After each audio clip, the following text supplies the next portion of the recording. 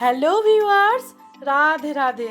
দুতুন কিচেনের পক্ষ থেকে সবাইকে স্বাগত আজকের একটা নতুন ব্লগে। আশা করি তোমরা খুব ভালো আছো এই গরমে। চলো তাহলে বানাই। আজকে বানাবো আম চিকেন কারি। আজকে আম চিকেন কারি বানাবো, সেই জন্য টুকরো করে আমটা আগে কেটে নিলাম।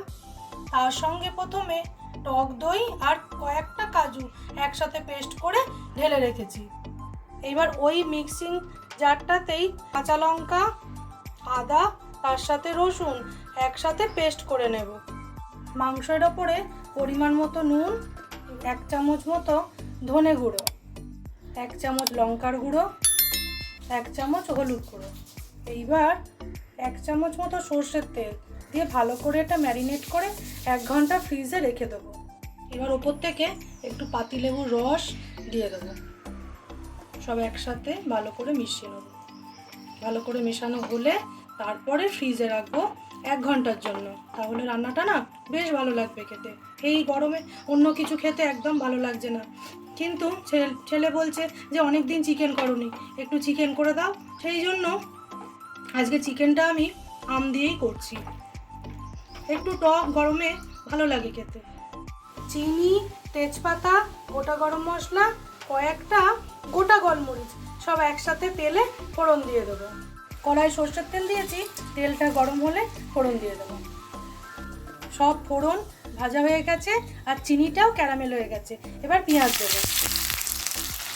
তোমরা এইরকমভাবে একদিন আম চিকেন মশলা অবশ্যই বানিও, খুব হালকা মশলা দিয়ে। যেহেতু বন্ধুরা আজকের রান্নাটা গরমকালে করছি, ওই জন্য পেঁয়াজ আমি খুব বেশি লাল করে ভাজবো না, আর বেরেস্তা তো করবোই না, খুবই হালকাভাবে ভাজবো পেঁয়াজটা। তোমরা দেখেই বুঝতে পারবে যে পেঁয়াজটা আমি কেমন ভাজা করেছি, এই রকমই থাকবে।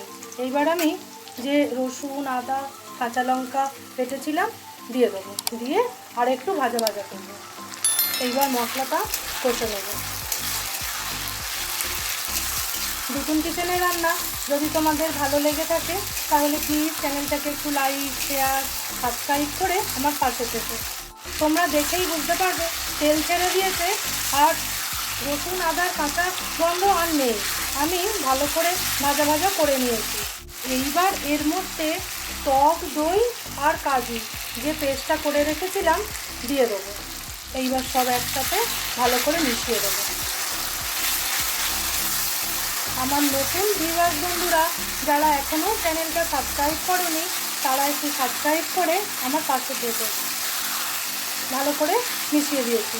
এইবার ফ্রিজ থেকে ম্যারিনেট করা চিকেনটা নিয়ে চলে এলাম। এই মশলা কষার উপর আমি ম্যারিনেট করা চিকেনটা দিয়ে দেবো। দিয়ে মশলাটা সব একসাথে চিকেনের সাথে কষে নেব।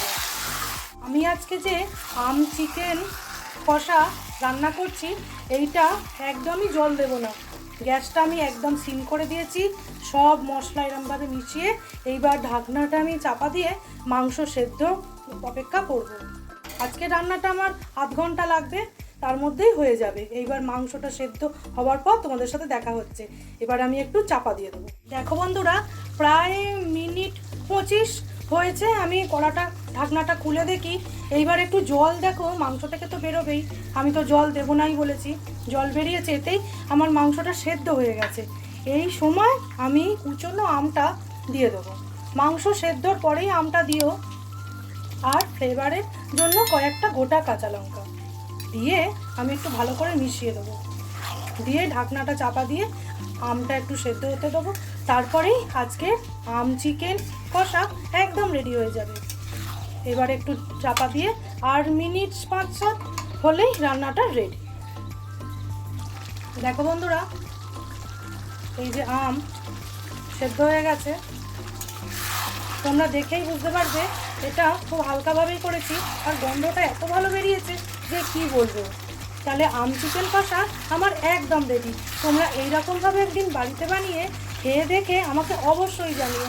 ভাত, রুটি বা পোলাও সবার সাথেই তোমাদের খুব ভালো লাগবে খেতে এটা। তাহলে বন্ধুরা, আমি আর ঢেলে দেখাবার সময় আজকে পাচ্ছি না। আজকের ভিডিওটা এইখানেই আমি শেষ করছি। তোমাদের সাথে দেখা হবে অন্য কোনো ভিডিওতে। তোমরা ভালো থেকো, সুস্থ থেকো, প্রচুর পরিমাণে জল খেও, শরবত খেও। তাহলে বন্ধুরা আজকের মতো টাটা।